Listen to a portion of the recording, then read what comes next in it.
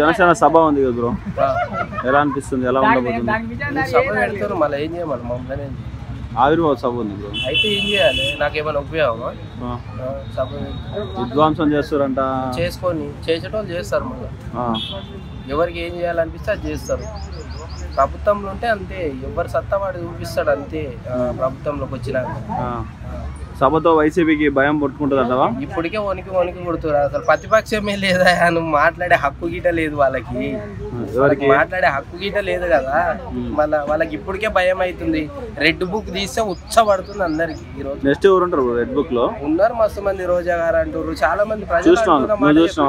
నేను ఎందుకు చూస్తా, ప్రజలు అంటే మాటలే చెప్తున్నా. ప్రజలు ఏమంటారు అంటే రోజా గారికి ఉంది, రోజా గారికి ఏముంది రా భయ్, రోజా గారికి ఉంది అంటే ఏముంది అని నేను అనుకుంటున్నా. అంటే రెడ్ బుక్ లో పేరు ఉందని అంటుండ్రు.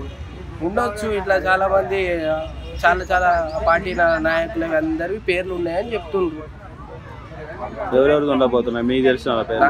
నేను ప్రజలు అనుకునే చెప్తున్నా. రోజా గారు, ఇంకెవరు కూడా అది నాని, వాళ్ళు వీళ్ళు అని మస్తు మంది అని అంటుండ్రు. రోజా మహిళని తీసుకుపోయి జైలు వేయడం కరెక్ట్ అంటారా?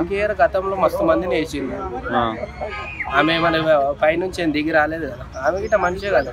ఇక ముఖ్యమంత్రులనే వేసిండ్రు, నువ్వు రోజాకనే జైల్లో వేయడం, మహిళలే జైల్లో, ఇదేంది ఇది? ముఖ్యమంత్రులనే వేసిండ్రు, ఈమె పెద్ద గొప్పనా? నాకు అర్థం కాదు. అంతే అంటావా? అంతే మరి, ఎవరి లిస్ట్ అయితే ఉన్నాయో వాళ్ళు పోబోతున్నారు జైలుకి. సో అది ప్రజలు అనుకునే చెప్తున్నా. మళ్ళీ నువ్వు నేను అనుకునే ప్రజల్లో ఏదైతే ఉందో వాళ్ళు అనుకుంటుండ్రు. సో మళ్ళీ వాళ్ళ తప్పులు ఏం చేసిండ్రు, రాజకీయంలో ఉన్నప్పుడు ఏం తప్పులు చేసిర్రు ఎవరికి తెలుసు. సో ఆ తప్పులు చేసినందుకు జైలుకి వెళ్తారు, ఒక్కొక్కరు వెళ్తుండ్రు. భవిష్యత్తులో ఇంకా అందరు వెళ్తారంట. మొన్న ఆయన పేరు ఏం పేరు? పోసాని అన్న బాయ్. మరి ఇట్లా అందరు పోసాను బయటికి ఏమో చెప్పలేము. ఆయన ఎటువంటి మాటలు మాట్లాడిందంటే నీచమైన మాటలు మాట్లాడి. నువ్వు ప్రభుత్వంతో ఉండి ప్రభుత్వం గురించి మాట్లాడాలి కానీ ఇంట్లో వాళ్ళకి వెళ్ళి లేడీస్ని తిట్టడం, ఎవరిని పడితే వాళ్ళని తిట్టడం కరెక్ట్ కాదు. అది ఏది పడితే అది నానా మాటలు అన్నావు కదా ఆ రోజు.